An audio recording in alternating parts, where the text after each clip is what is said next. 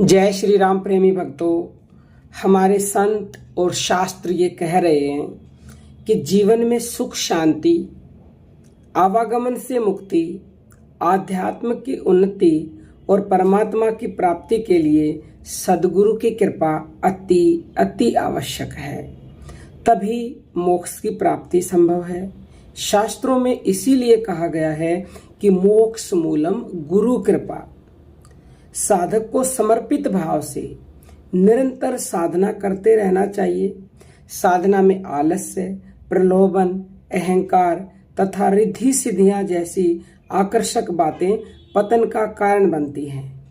माया विविध रूप धारण कर साधक को लुभाकर परमात्मा के ध्यान से विमुख करती है।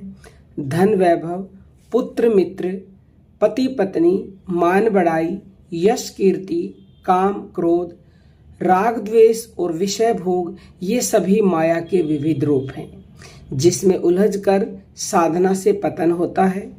अनेक ऋषि मुनि भी माया के आकर्षक रूप से आकर्षित होकर साधना से विमुख हो गए हैं। माया के प्रबल प्रभाव से बचने का सबसे सुगम उपाय है सद्गुरु की शरणागति। जो साधक या शिष्य सद्गुरु की आज्ञा में अपने आप को पूर्ण रूपेण समर्पित कर देता है, सद्गुरु ऐसे शरणागत भक्त की स्वतः ही रक्षा करते हैं।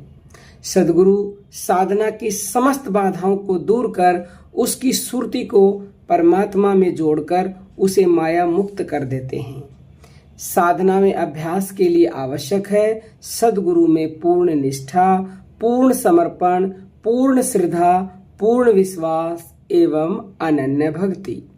जब तक साधक के हृदय में सद्गुरु के वचनों में पूर्ण विश्वास एवं अनन्य भक्ति नहीं होती, जब तक साधना में सफलता एवं सिद्धि नहीं मिलती।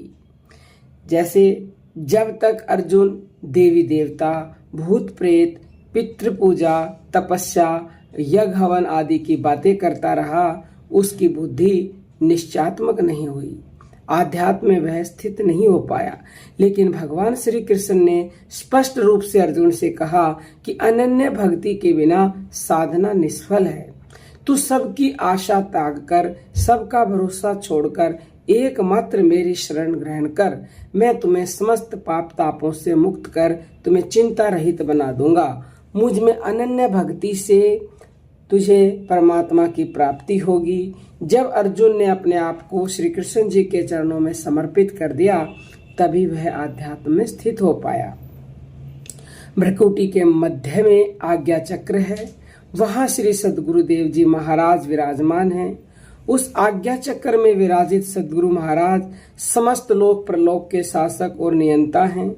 वे अतल, वितल, सुतल, तल, तलातल, रसातल और पाताल, जो पृथ्वी के नीचे के लोक हैं, भू, भुः, स्व, स्वः, मह, जनः, तपः और सत्यलोक जो ऊपर के हैं, उन सब पर शासन करते हैं। आज्ञा चक्र में बैठे सद्गुरुदेव शिष्य की सुरति को अपने लोक में खींच कर लाते हैं, शब्द और सुरति का मेल कराते हैं, सुरति को सहस्रार में भी पहुंचाते हैं, समाधि की अनुभूति भी कराते हैं। सहस्रार यानी कि 10वें द्वार पर ताला लगा है, उस लोक की चाबी सद्गुरु के हाथ में है। वे जब जिस शिष्य को चाहें उस परम धाम में प्रवेश करा देते हैं। यह उनकी कृपा पर निर्भर करता है। इसलिए सद्गुरु की प्रसन्नता, उनकी कृपा, उनका अनुग्रह मोक्ष मार्ग में अत्यंत सहायक है। इसलिए अनन्य भक्ति भावना से सद्गुरु की आज्ञा का पालन शिष्य के लिए परम परम परम आवश्यक है।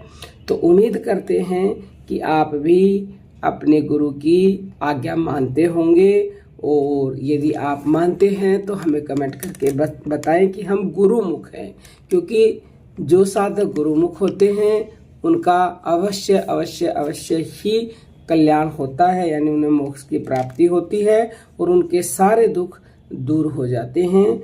अब हम अपनी वाणी को विराम देते हैं। जय जय श्री